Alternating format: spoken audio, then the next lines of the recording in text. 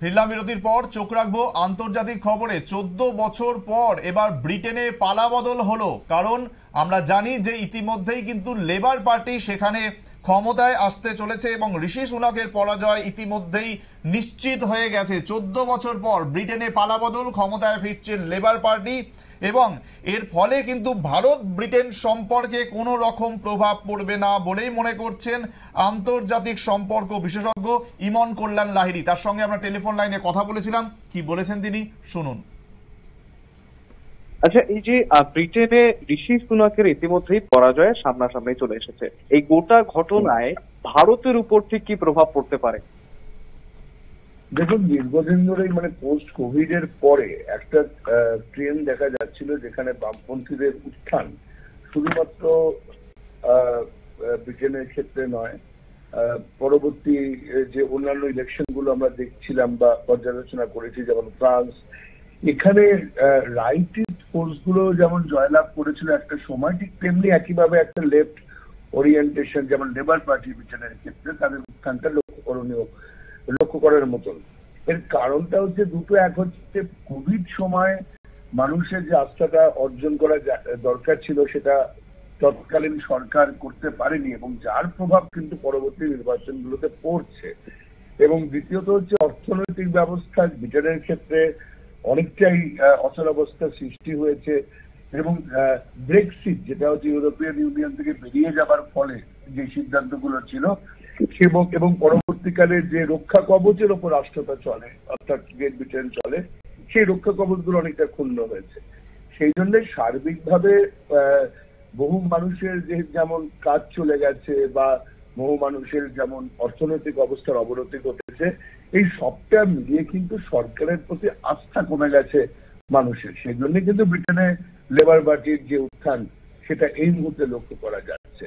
2012 সালের পর থেকে সারা পৃথিবীতেই আমরা দেখেছি যে একটা প্রো রাইট ফোর্সের উত্থান, ঠিক তেমনি এখন আমরা দেখতে পাচ্ছি অনেক জায়গাতেই একটা লেফট ফোর্সের উত্থানটা কিন্তু স্পষ্ট হয়ে উঠছে। কারণ আমি যেটা বললাম যে মানুষের যে সোশ্যাল সিকিউরিটি নেট সেটা কিন্তু প্রথম বিশ্বের দেশগুলো অনেক সময় রক্ষা করতে পারেনি। ব্রিটেন বা অন্যান্য জায়গায়, ইতালি, ফ্রান্স, এই সমস্ত জায়গাতে, ফ্রান্সে যদিও যে ন্যাশনাল র্যালির উত্থান হয়েছে কিন্তু বামপন্থীরাও কিন্তু খুব একটা পিছিয়ে নেই। সেই জন্য ব্রিটেনেও এই একই অবস্থা লক্ষ্য করা যাচ্ছে।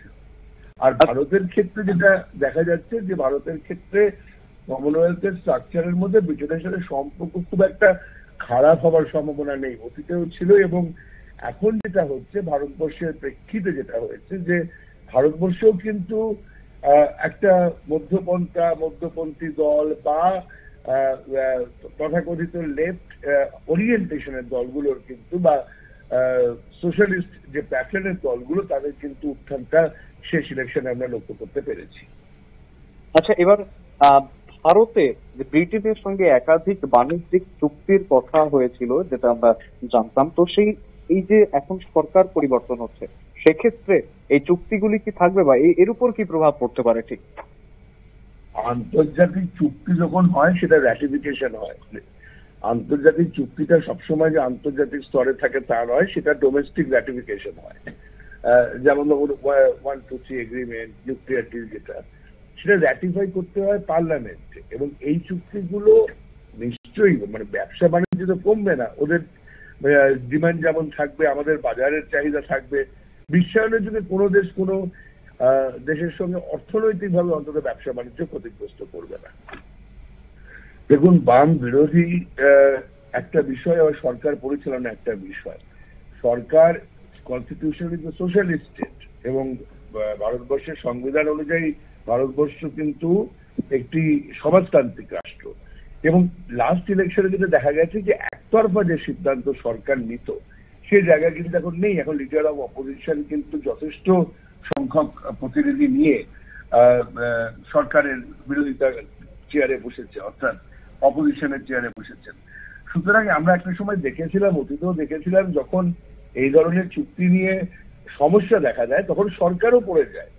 অর্থাৎ যদি সেটা খুব বাণিজ্যিক সংস্থায় ব্রেক্সিটের পর ব্রিটেনকে ভারতের সাথে সুসম্পর্ক রাখতেই হবে, অর্থাৎ ভারতবর্ষের বাজার ভারতবর্ষেরও যে চাহিদা ব্রিটেনের কাছে আছে সেই সমস্তটা রক্ষা না করতে পারলে তো কোনো আন্তর্জাতিক সম্পর্ক চলে না, কেননা আন্তর্জাতিক সম্পর্কে কেউ কখনো স্থায়ী বন্ধু বা স্থায়ী শত্রু হয় না। সুতরাং সরকারের যেই আসুক আন্তর্জাতিক সম্পর্কটা গ্লোবালাইজেশনের তত্ত্বে চলে, যেটা যেটা বিভিন্ন জায়গায় আমরা জানি যে এটা world trade organisation, WTO, IMF বা এই সংস্থাগুলো কিন্তু এগুলোকে পরিচালনা করে।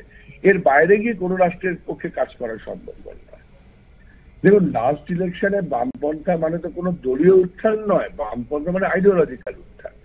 আপনি যদি লাস্ট ইলেকশনটা দেখেন তাহলে দেখবেন যে রাইটিস্ট যে আইডিয়া গুলো থাকে, যেটা উগ্র জাতীয়তাবাদী আইডিয়া গুলো থাকে, সেগুলো কিন্তু অনেকটাই কমে গেছে। অযোধ্যার মতো জায়গাতেও কিন্তু একটা বড় সংখ্যক বামফ্রন্টের ভোট, মানে বামফ্রন্ট বলবো না, মানে বামেদের পক্ষে ভোট গেছে। এছাড়া রিজনাল পার্টিগুলো কিন্তু সবসময় একটা বামপন্থী আচরণ নিয়ে চলছে। এবং আপনি যদি পশ্চিমবঙ্গের কথা ধরেন তাহলে দেখবেন যে যে নীতিগুলো চলে, অর্থাৎ এই প্রকল্পগুলো, কন্যাশ্রী, রূপশ্রী বা লক্ষ্মীর ভান্ডার, এগুলো কিন্তু বামপন্থী একটা ব্যবস্থা।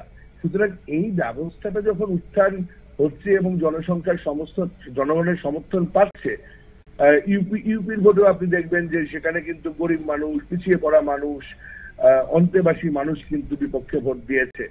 অর্থাৎ এটা সারা পৃথিবীতে 12 সালের পর থেকে ট্রেন্ড দেখা গেছিল যেটা রাইটিস্ট ফোর্সের পক্ষে, কিন্তু রাইটিস্ট ফোর্সে এমন কিছু জিনিস সামনে স্পষ্ট হয়ে উঠেছে, বিশেষ করে কর্মসংস্থান বা এ ধরনের করাপশন, এই বিষয়গুলো কিন্তু মানুষ ভালোভাবে নিচ্ছে না। সুতরাং ভারতবর্ষে যেটাকে আমরা তথাকথিত লেফট বলছি, সেটা ছাড়াও কিন্তু যারা উঠে আসছে তারা কিন্তু লেফট পলিসি নিয়েই উঠে আসছে।